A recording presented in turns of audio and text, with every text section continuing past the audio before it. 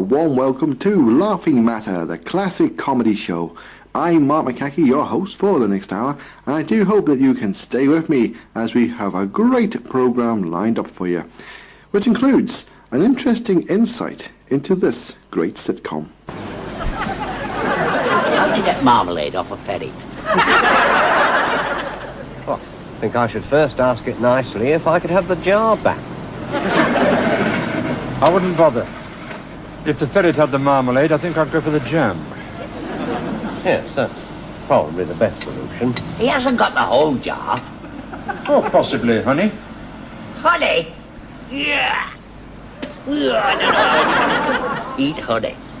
Well, they're going to have to if the ferret's got the marmalade. What's wrong with honey? Extremely nutritious is honey. What's wrong with it? Do you know what honey is? Of course we know what honey is. Then what is it, old mighty mouth? Well, it's the stuff the ferret hasn't got. Honey is a natural product. Whoa, it's a natural product, all right. Honey is bee spit. Well, milk's been in some funny places, too. And God knows where beet burgers come from. Well, I don't know how anyone can put honey on their bread. Well, I don't understand how anyone puts marmalade on ferrets. I had this nosy young ferret exploring me marmalade. Oh. I'd left the lid off the jar. What I can't understand is why anybody keeps a ferret in a jar. Last of the summer wine there, and you can hear more from the longest running sitcom in the world in our fascinating summer wine feature later in the show. Also on the programme, we'll be rediscovering the Lost Stars armies and hearing how 2 black and white episodes, the tapes of which were presumed to be wiped and gone forever, turned up 32 years later in a garden shed. And we'll have our Laughing Matter top 10 list as well. But before all that, we'll hear from Morecambe and Wise, who are the guys. Wait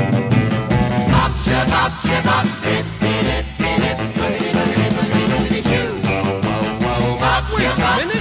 What's the trouble? Where's the Ramalama Ding Dong?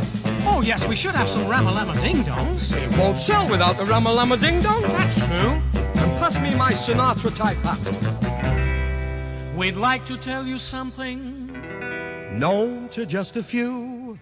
We're the guys who wrote the song that made your baby fall in love with you. We put the bump in the bop-ba-bop-ba-bop. We put the ram in the ram-a-lam-a-ding-dong. We put the zip in the zip-dee-dip-dee-dip. We put the bop in the bop-shi-bop-shi-bop. Now it can be told with a million copies sold. We're the guys who drive your baby wild. Yeah! Was that you? Yeah! Well, our girls really dug it too. Yeah! When instead of saying I love you, we said zip-dee-dip, and then they really flipped for our boogity-boogity-boogity-boogity shoe. We put the bump in the bop-ba-bop-ba-bop. We put the ram in the ram-a-lam-a-ding-dong. We put the zip in the zip-dee-dip-dee-dip. We put the bop in the bop-sha-bop-sha-bop. And now it can be told with a million copies sold. We're the guys who drive your baby wild. Yeah! Was that you? No, it wasn't me that time. Oh. And on nights that we stay home, we're just talking to our girls on the phone. Well, our conversation has a brand new twist, and it goes something like this. Bump, bump, bump, bump, bump, ram-a-lam-a-ding-dong, zip-de-zip, de-zip, bump-shi-bump-shi-bump. Whoa, whoa, whoa, whoa, yeah, yeah, yeah. Boogity-boog, that's a good one, Hugh. We put the bump in the bop-ba-bop-ba-bop. We put the ram in the ram-a-lam-a-ding-dong. We put the zip in the zip-dee-dip-dee-dip. We put the bop in the bop-sha-bop-sha-bop. And now it can be told with a million copies sold.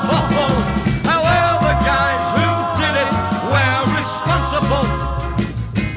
That'll sell 1 million records. Oh, you're right, you're right. 1 million records. 4 rammer-lammer-ding-dongs. Hey, listen. 2 she-bums. Hey, you know that high bit? That high bit, yeah? I think I hurt myself. Well, you should have stood on a chair, I've told you that. Oh, I'm sorry. 1,000,000 records. I can't wait to hear the flip side. Should be good. Oh, yes. Morecambe and Wise there, and we're the guys. Time now, though, to hear from the girls as we join those 2 Liverpudlian lasses, Sandra and her new flatmate Carol, in Carla Lane's classic 70s sitcom, The Liverbirds. I've done your lunch! Hey, I've done your lunch! Oh, super! Thanks. Oh, I've done 3 kilometres. That's like going to Knowsley and back. Yeah, well, the next time you're there, get us a loaf, will you? We're out of bread. Oh, what a marvellous feeling. A fit body, a healthy mind. Good red blood rushing through your veins. It seems to have bypassed your legs. Yeah, well, I'm not used to it yet, am I? It's the shock. Next week I'll have strong legs, firm muscles, powerful lungs. Why don't you try it? I'm training to be a woman, not a cart horse. We owe it to ourselves to be fit, Carol. Listen, I'm last in the queue and first on the bus. That's how fit I am. This looks very nice. Oh, thanks. Aren't you eating anything? Yes, I've got mine here.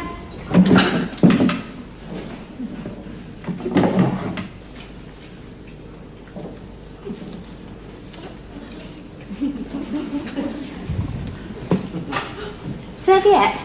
If you like. You don't have to have one. I'm not trying to force you into anything.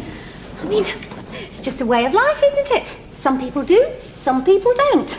Wouldn't be much fun if we were all the same, would it? No.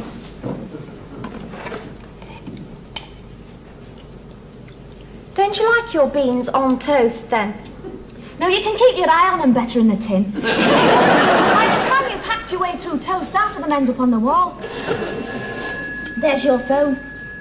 It's our phone now, Carol. Oh, yeah. There's our phone.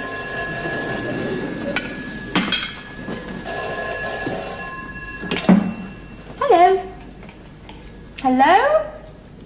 It's funny, it's just a sort of muffled sound. Oh, it'll be me, Mum. She's talking into the earpiece again. She's always doing. Sounds like somebody's in distress. Yeah, that's her. Every time she phones someone up to get the police out. Hello, Mum. Mum, you've got the phone the wrong way up again.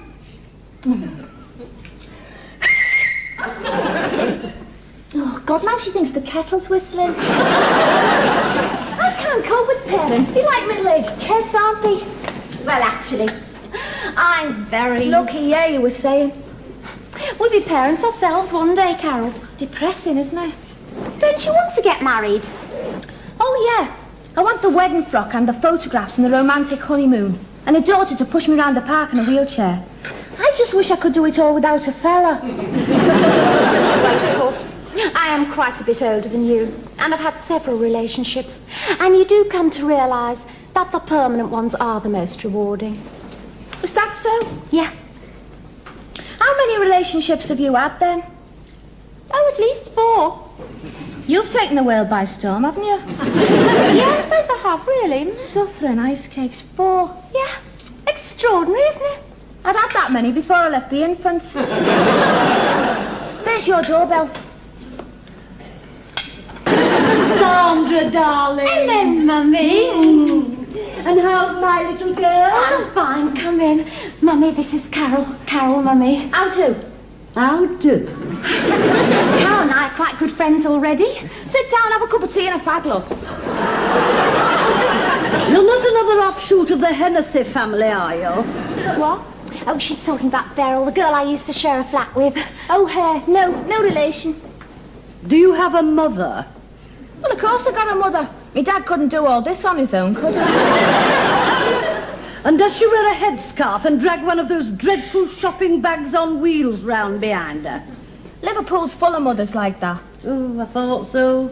History's repeating itself. Oh, Mummy, please. What's she on about? Well, anyway, young lady, you're here now, aren't you? So there are 1 or 2 things that I'd like to get quite clear. My name is Mrs. Hutchinson. Have you got that? Hutchinson. Hutchinson. She makes it sound like a Chinese takeaway. I wear large, expensive hats. And it would be very nice if I could enter this flat without hearing, "Mind your hat on the door, Mrs. Hutch. And here she comes, the galloping garden."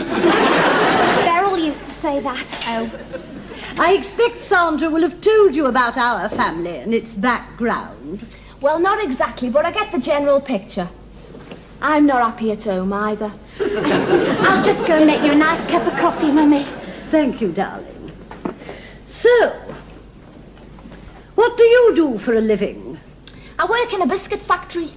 Oh, of course I never buy cheap biscuits. I always get those expensive cherry whirls. They're handmade, you know, with fruit puree centers. Oh, I know, we make them. That stuff's lethal. It takes the skin off your fingers. Is your father anything in particular? He's a bigamist. Well, he's married to me mum, but he lives with someone else. Same thing, really, isn't it? Except one's legal and one's fun. Oh, you poor child. Takes all kinds. And what about your mother? She cries a lot. I keep telling Sandra how lucky she is. Yes, Sandra keeps telling me how lucky she is. And I suppose your family lives in one of those high-rise buildings. You look a bit weather-beaten. No, Kirby Estate. Oh, the septic tank of the north. We used to live in Scotty Road, but they knocked our house down when we were all at the bowling alley. Well, of course, no wonder your parents parted. It's life today, you know. Everywhere you look, broken marriages. It'll be lunch hour divorces next. Yeah, well, it's only what you can expect, isn't it? I mean, people shouldn't have to stand in church and say daft things like, "Forsaking all others until death us do part." It should be, "Forsaking all others until you get on me wick." You know, now, of course, I realise that we have absolutely nothing in common, but I think I could talk to you. No, not, of course, that I have anything to talk about. You see, I've been very... Lucky, yeah. Oh, you do know, don't you? But I have this friend, you see. She's been married for ever. And things are not as they should be. Anyway, she was having coffee at the Adolphus Hotel when she met this gentleman. Oh, such a charming chap. Plays golf, travels first class, has his lunch on the train. Anyway, the upshot of it is, he's asked her to have dinner with him at his hotel. She can't, can she? Why not? Well, she's married. Well, so what? She's got to eat, hasn't she? Yeah, but she should eat with her husband. Why? Well, because that's how it's been for the past 20 years. Well, after 20 years, she deserves a bit of dinner on the side. Here, have a fag, love. Oh, no, thank you, I don't. Oh, go on, treat yourself to a new experience. Give your lungs something to worry about. No, I shouldn't. Smoking's bad for you. All the best things in life are bad for you. Smoking, drinking, naughty dinners. Cram them all in while you're still alive. Well, just a tiny puff. Here we are. One nice cup of milky coffee. There's a serviette, love, for your ash. She's nice, your mum, isn't she?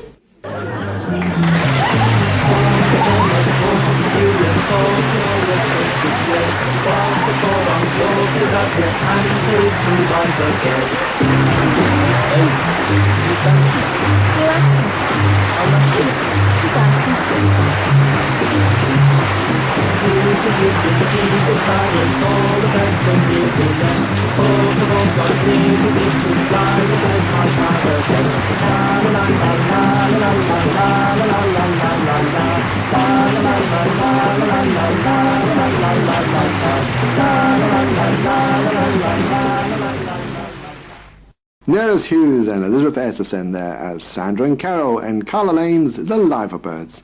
Also appearing was Molly Sugden as Sandra's snobbish mom. But it's dads that we're more concerned with now as we go in search of the lost dads' armies. Who do you are kidding, Mr. Hitler, if you think we're on the run. We are the boys who will stop your little game. We are the boys who will make you think again.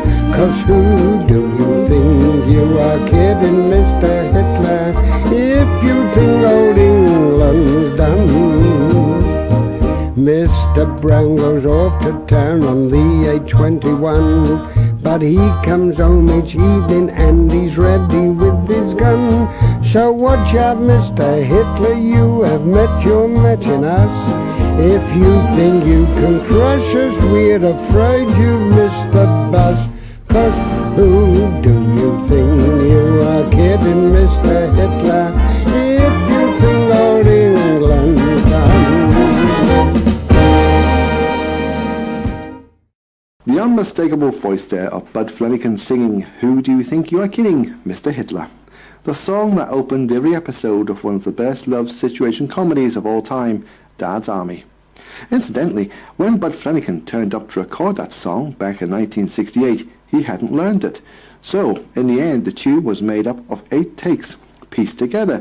Some people thought it was an authentic wartime tune, but it was actually written for the program by the show's co-writer and creator, Jimmy Perry, who won the Ivor Novello Award for it in 1970.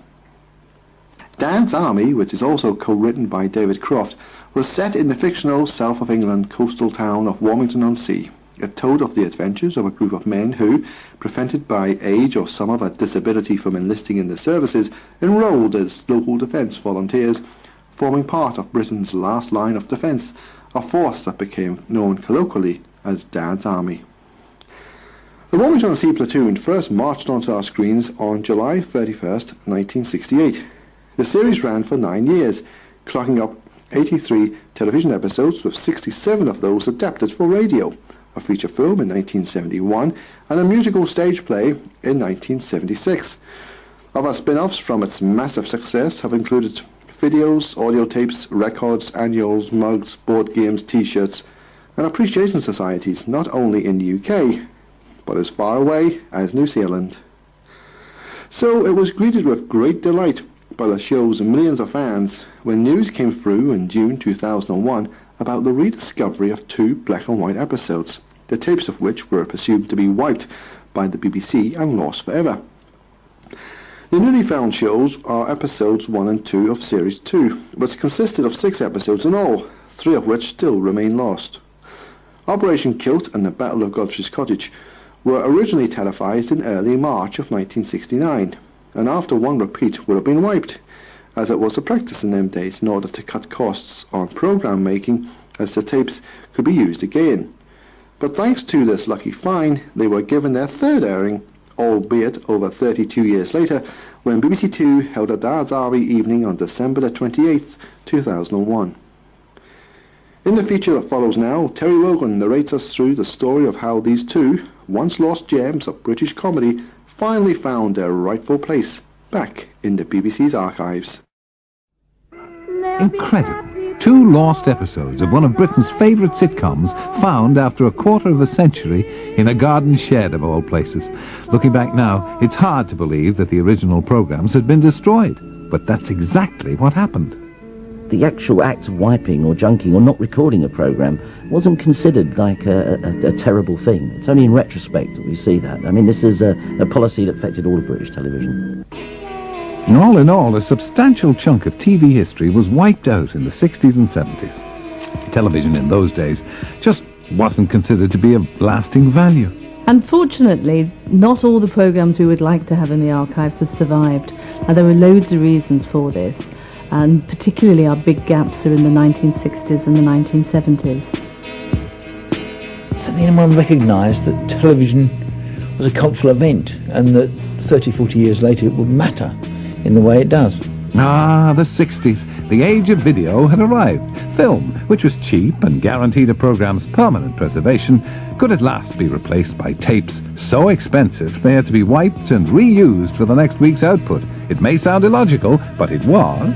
We now see it as cultural vandalism on a grand scale, but at the time it was simple economics. Worse was to come. In 1970, colour television was introduced, leading to universal hatred for programs that had, through no fault of their own, been made in black and white. With viewers now paying for a colour licence, it was felt they should see colour programmes, so black and white shows were considered not worth keeping. Plus, programmes would normally only ever be repeated once. TV execs had never imagined that future generations would consider such recordings part of their national heritage. There would be issues like the artist's rights.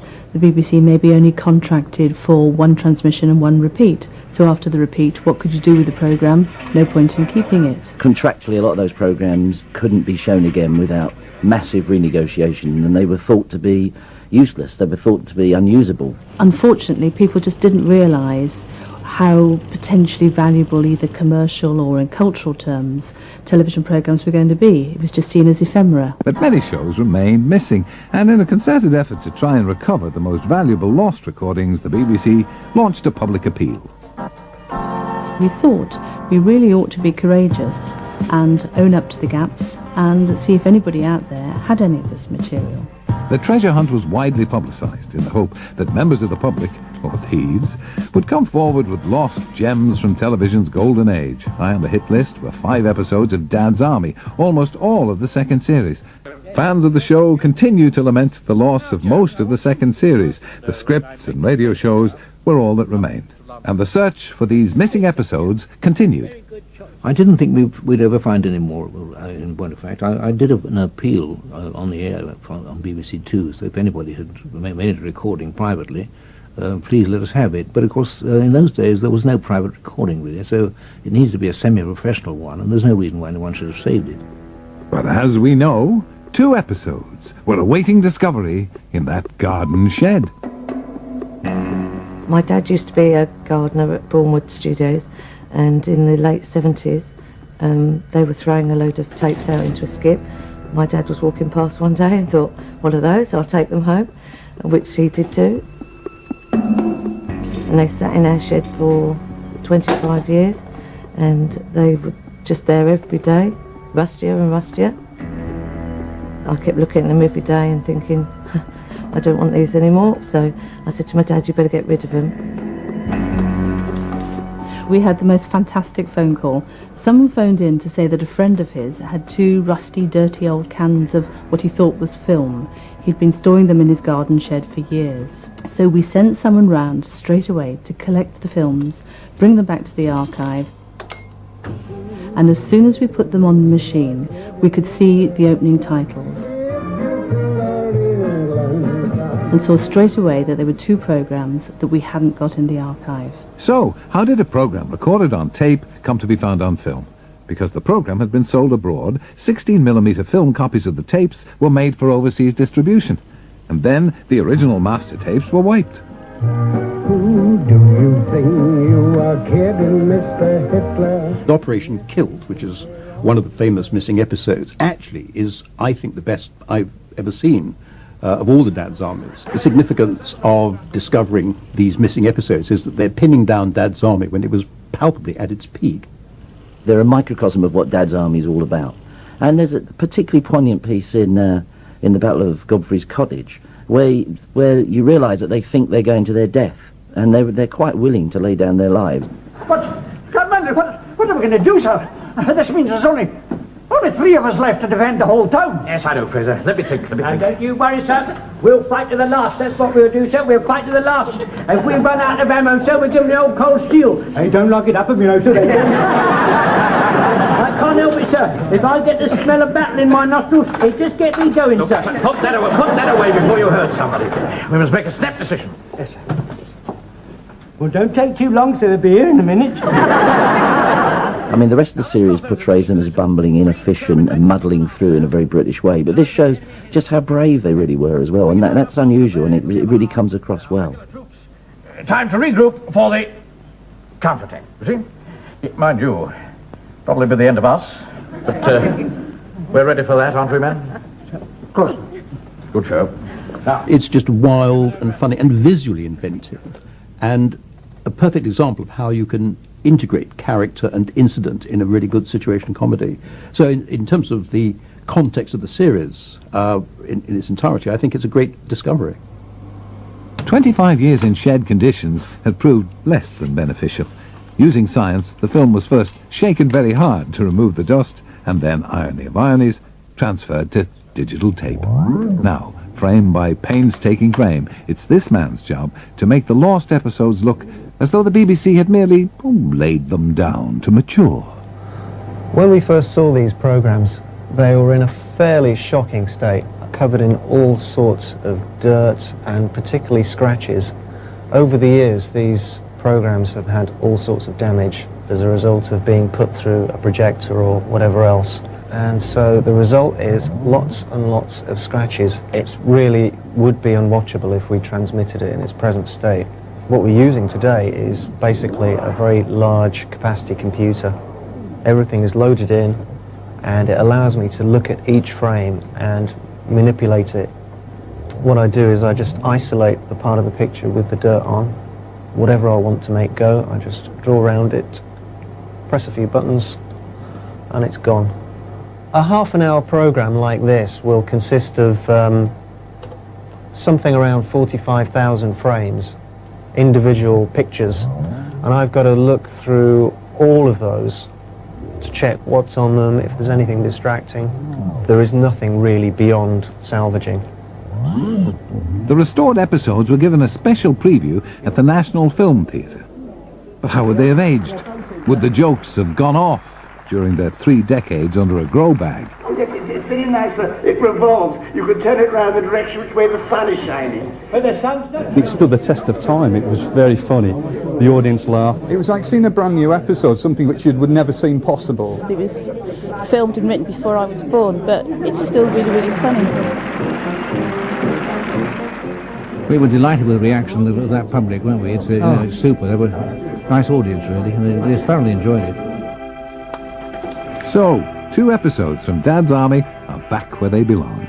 I'm pleased that I can now watch them for a second time, because the last time they'd gone out would be the original repeats, I suppose.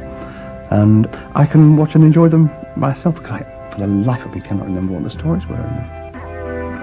Well, I think Dad's Army doesn't really date, does it? I mean, the humour will go on for years and years. And who knows, perhaps the 3 remaining lost episodes are out there somewhere. I've always thought there's a little man somewhere who is keeping the archives of the BBC, and he'll say, Dad's Army, 2nd series, come this way.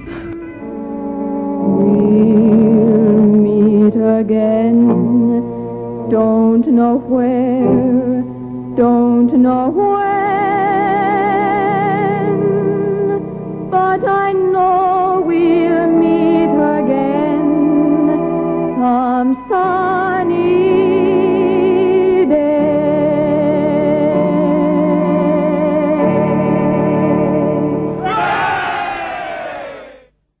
Some wishful thinking there from Dad's Army co-writer and producer David Croft. We move on now from a platoon of old soldiers to a trio of geriatric delinquents as we take a look at the longest running sitcom in the world, Roy Clark's Last of the Summer Wine.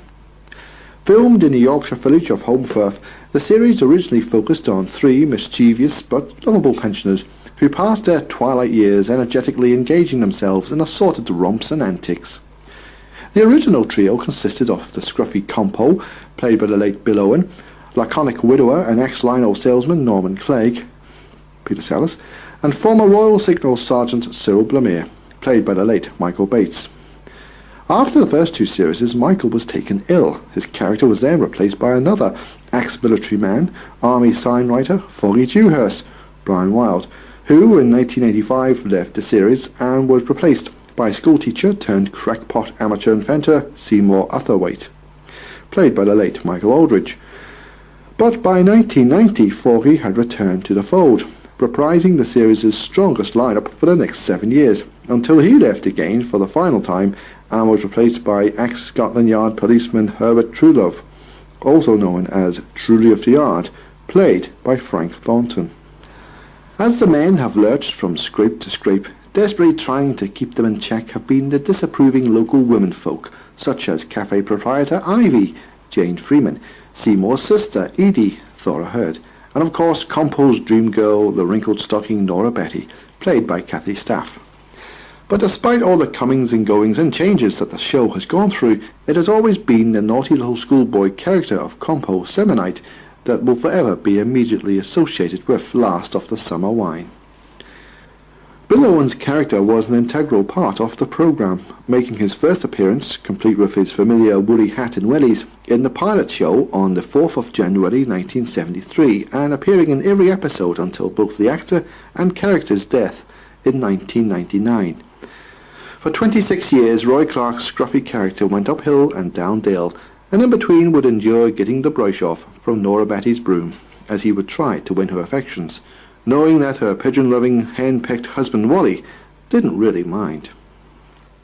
In the poignant feature that follows, we'll hear from cast members as they reminisce about both Bill Owen and his beloved character Compo.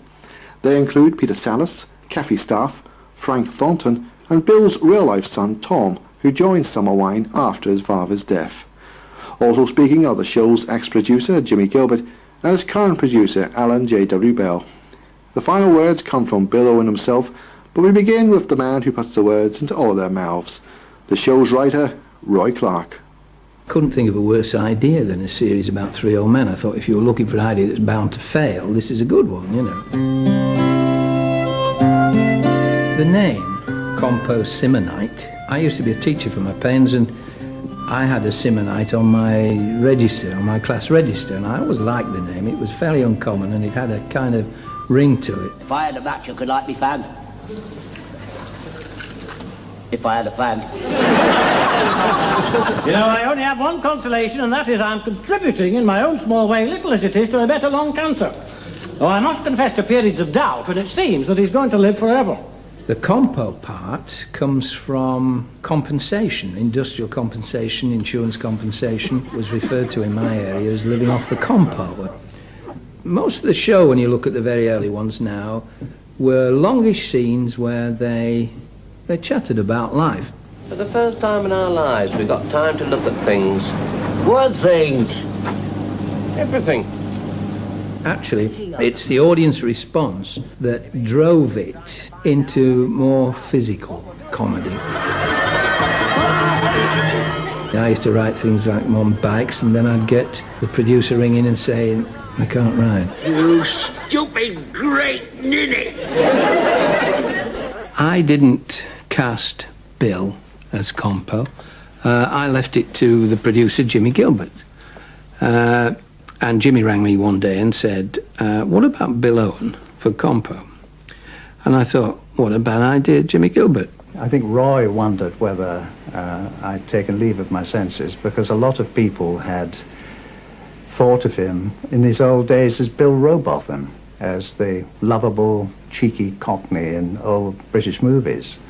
It began to be fleshed out. I saw Bill in the part, and I heard Bill speaking the lines, and then I very quickly realised that Bill could do it, and all my qualms disappeared very quickly.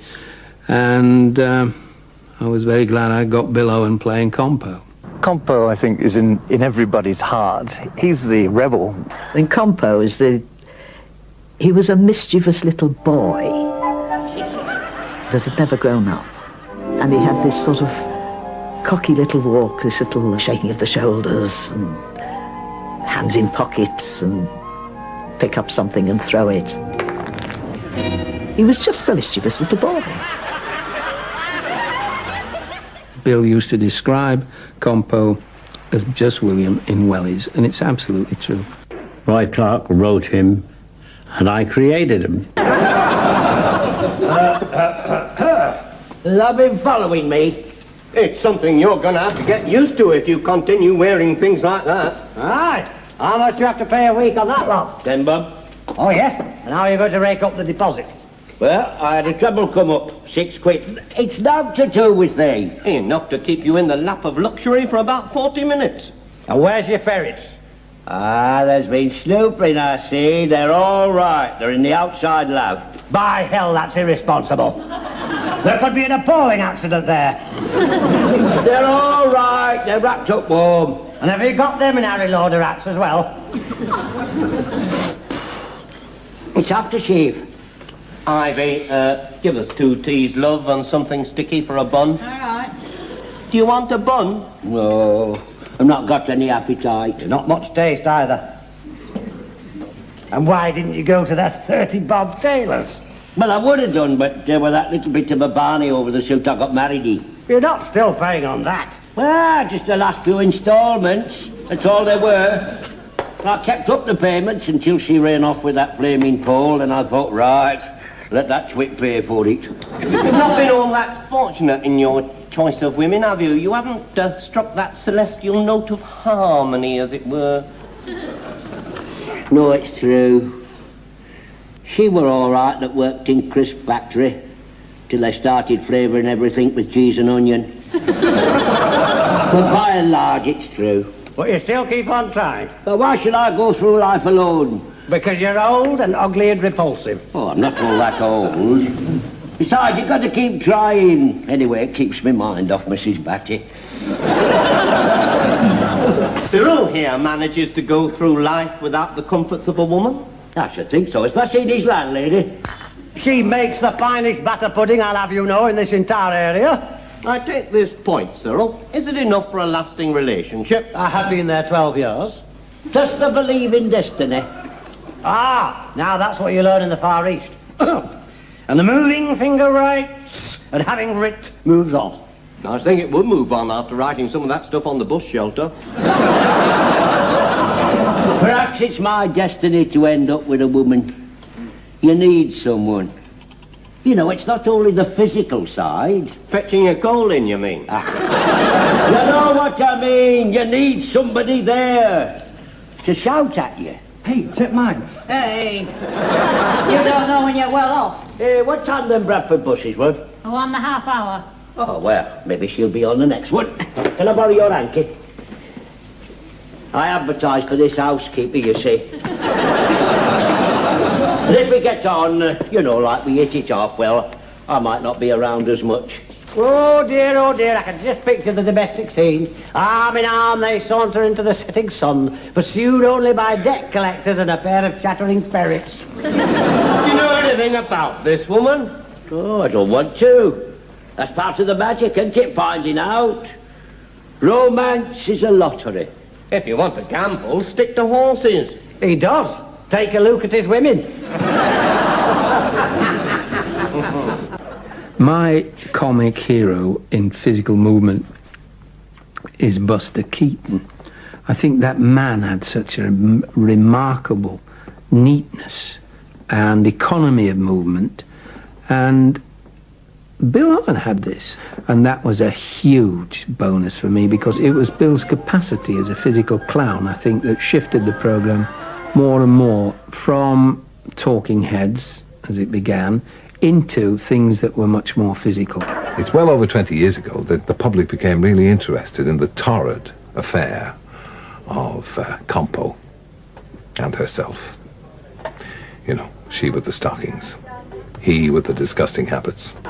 I think Compo sees Nora as the Elizabeth Taylor of Homeford. What are you doing peering round corners? Not so loud. There's a man assaulting a woman. Do something about it. I can't. I ever not. He's not started yet. We had 1 or 2 scenes over the years where she's been so surprised. She said, well, he never even looked at me. What's wrong with him? You know. So when he did ignore her, she didn't like it at all. So I think there was a fondness for Compo that she wouldn't even admit to herself, never mind to him. He was put off by her wrinkled stockings, as we all know. But I mean, with all due respect to Kathy, there was a lot more to put you off about her. What do you want? What's this for? It's crunch time, lass. The last chance. I want you to tell me here and now, am I number 1 in your life? Just a minute. She's thinking about it. I'll tell you what, you're number 1 nuisance. It was many years ago that a journalist asked me who I thought were the stars of Last of the Summer Wine, and I said without hesitation, Bill Owen and Kathy Staff.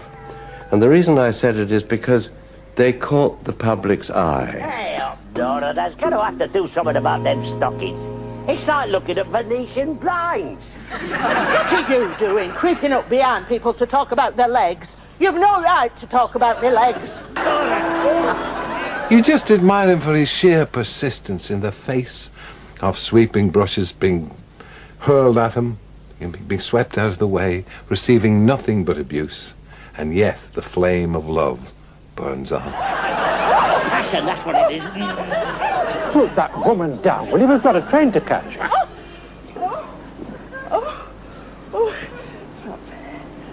You call me at a disadvantage. I mean, how can you struggle when you don't let go of his spirits? We'll have to last you till after Christmas. Oh, get up. We're all pretty old, let's face it. And Bill was older than we are. And it was wonderful to see this elderly gentleman sitting in his chair, waiting to be called. Then he would be called, get up in front of the cameras, and everything came alive.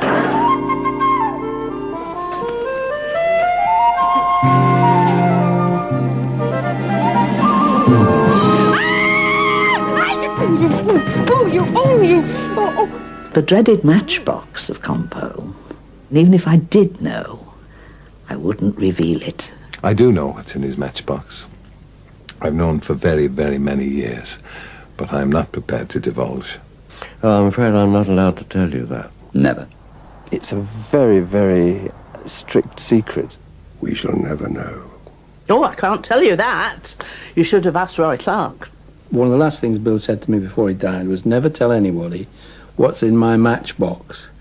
And so, no, it has to go with Bill to his grave, I'm afraid. Here, come over here. Here.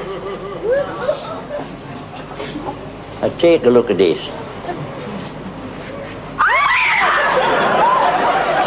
I think on the surface, Bill Owen, the actor, Compo, the character, couldn't have been more different. There were no similarities between Bill Owen and Compo.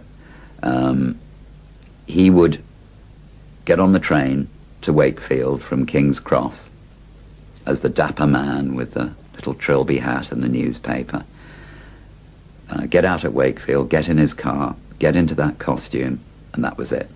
He was the most elegant, dapper man, always beautifully dressed, and he moved almost like a dancer. Bill's character and the way that he conducted his life was totally opposite to Compo, except perhaps in one aspect, and that is, of course, that they were both optimists. But underneath, as time went on, one began to recognise that there were great similarities, actually. They were both full of mischief. They were both full of suspicion about people who told them what to do. Oh, dear. I am glad we came. Aren't you glad we came, Norm? Me? Well, I'm just looking back nostalgically at the old days when there used to be such a thing as oxygen. You men, we're nearly there. Nearly where? There's no top here. We sat in the car just before he finished his last bit of filming, and he said, "I want to go on living, Peter. I want to go on living." I think had Bill died between series, I think we would probably have said, well, that's it. But with Bill dying, he was working up to about 9 days before he died. We had to try and rescue the rest of the episodes.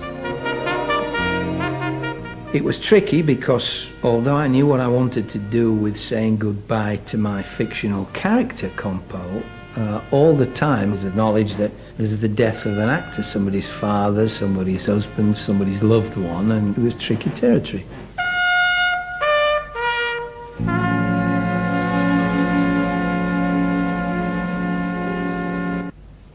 I don't know whether I will want to carry on as Nora Ubati without Compo. because we've been together. All my storylines have been with Compo. Even when I had a husband, it was always the trouble I was having with Compo. But Alan Bell said, well, we feel that would be too much, two of you going together. So, you know, please will you stay on and we'll try to write storylines for you. But I will say I really do miss Bill.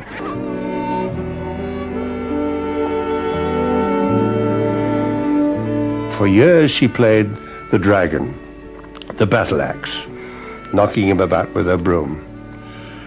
But then with the tragic death of Bill Owen, they couldn't stop the series. They couldn't just assume that Compo had disappeared. Compo had to die, which was a tremendous event for situation comedy. And he wrote these wonderful episodes which had great poignancy and also were very funny. And this was perfectly illustrated by Kathy. There are tears in her eyes, and suddenly you realize that Nora had lost a great part of her life. When I think of all the things I've called him. You were probably right at the time. He lived his life like that. That's true. He did as he liked. I'll give him that. I'm getting emotional now while I say it, because I saw her face. And just for a minute, you know, I thought she's not going to be able to do the line, but she did it beautifully.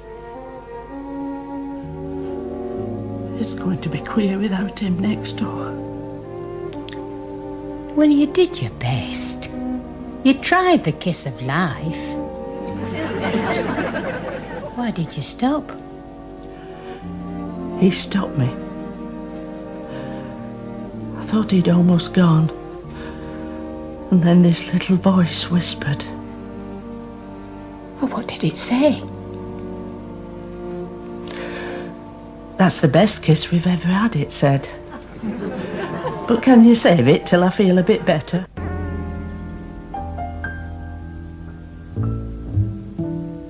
The day following Bill's death, there was enormous coverage in the papers. There were several photographs, and one of them was of Bill with his son Tom.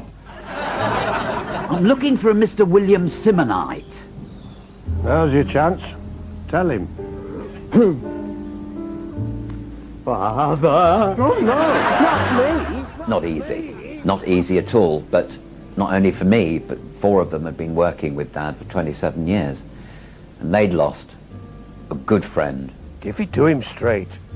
You're right. It's the only way. Well, give it me then. He was playing a fictional character's son, and there he is, he's the real actor's son. Your father's dead. When I arrive, and I am told your father is dead, bizarre, very strange. You began to wonder who you were feeling sorry for. Was this a real person? Or got very odd. He's taken it worse than we thought.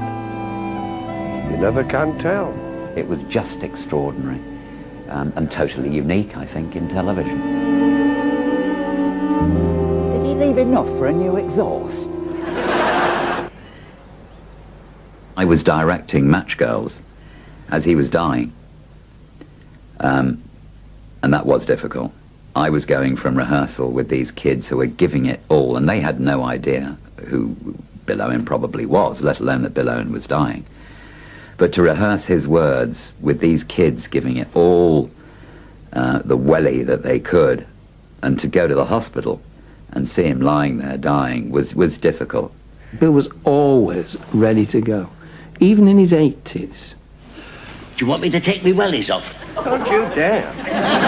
Your feet running loose every which way. Okay. And it was typical and proper that he died in harness. It really was. What a professional. It doesn't surprise me for a moment that he died whilst working, because I and he, I think, probably knew that would be the case. 2 or 3 years ago, if someone had asked me what would happen if we didn't have Compo anymore, I would have said, well, we would have to give up and finish. But because the series, because this problem happened in the middle of the series, it's given us a chance to rethink and re-establish the trio, Clegg, Truly and another, before its ends. Saying goodbye to Compo in the scripts I've written, were always very entangled with saying goodbye to Bill. Bill and Compo are like one, obviously, now, and there's a huge mixture of fact and fiction there. The thing that's given us a chance to continue with this series is being able to employ Tom, Bill's real-life son, to play the part of Compo's real-life son. I don't know how Tom is going to work out, really, although, I mean, I think he's a very good actor. And my goodness, he looks just like him. I feel very proud, and I'm obviously the new boy here, under very tragic circumstances, but nevertheless, he left me a wonderful legacy, and I feel that I should, and I also want, to carry that legacy forward. In a way, because Tom is so much like his father, we still have Compo with us, we still have Bill Owen with us. And we're all very aware of it when we're filming, that he's still here. I think it's important that for Dad's memory, that I certainly give, hopefully, the best performance that I can with the support of all the wonderful company and crew. And we all do that for the memory of Dad. He'll be looking down and saying, well done, lad.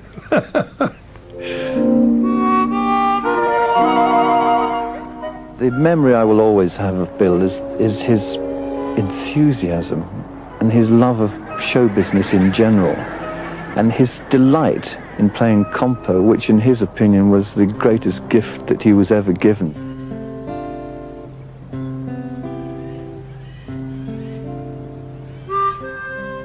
My last wish is to be buried here in Holmfirth for the simple reason I feel I belong here now. I want to be here in spirit sometime. My fondest and lasting memory of Bill Owen will be the total givingness to that part. Couldn't fault it, no flaw in it. And my golly, you know, if you go as far as that, must have meant it. I think my epitaph should be, I tried. I really tried.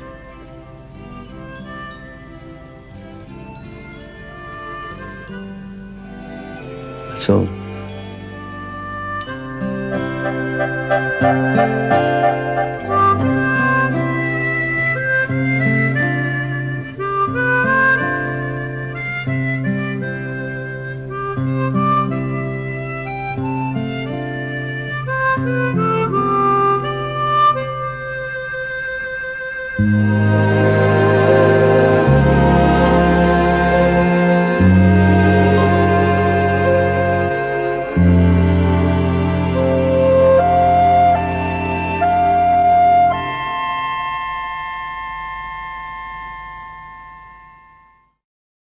Time now for Laughing Matter's Top 10 list. And to stay in keeping with our two main items on the show, which featured Elderly Folk, Dad's Army and Last of the Summer Wine, we bring to you 10 signs that you're getting on. Number 10. Your arms are too short to read the newspaper. Number 9. You reply to questions with, because I said so. Number 8. You have a party and the neighbours don't notice. Number 7. You give up holding your stomach in, no matter how pretty she is. Number 6. You sing along to the music in the supermarket. Number 5. When you're asleep, people worry you're dead. Number 4. You would rather go to work than stay at home sick. Number 3. If your kids phone at 10 p.m, they ask, did I wake you? Number 2. You constantly discuss the news. And the number 1 sign that you're getting on, your back goes out more than you do. We end the show now with a song from those two ancient ruins, Miss Minnie Bannister, spinster of the parish, and her companion, Mr. Henry Crun, played hilariously by none other than those two goons, Spike Milligan and Peter Sellers. This has been Laughing Matter, your smile on the dial. Written, produced and presented by Mark McCaighey. Until next time, bye-bye.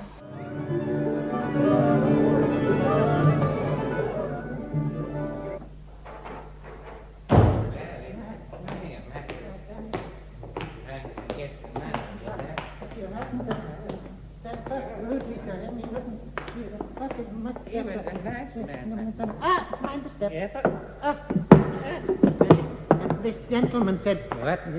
If we make this record, we'll clean up." Well, he gave me a mop. Come on then, Dizzy. Get beating, buddy. Yes, Come, yes, yes. Get going now. All right, now then. Hey, baby. What do I have to do to make a hit with you?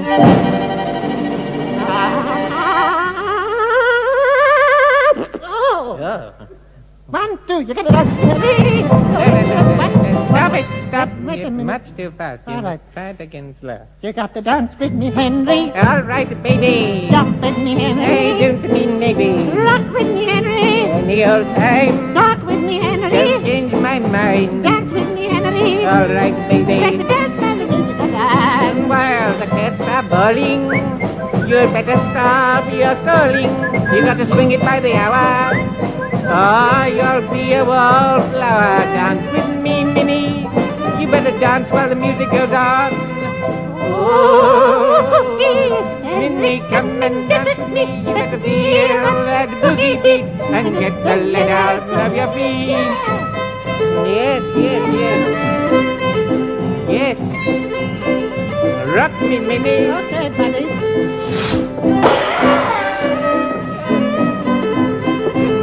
Rock me.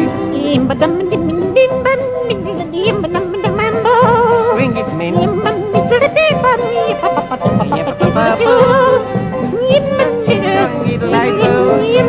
Will you stop singing in my melody? Listen, I know what. Don't you Done my take me melody. with that rock Done my one. melody. Yeah, put me down.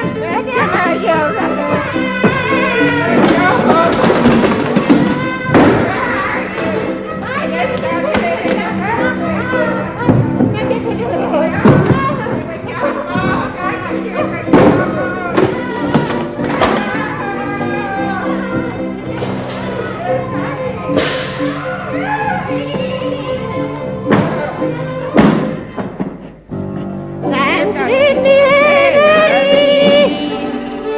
They got to dance and the music plays.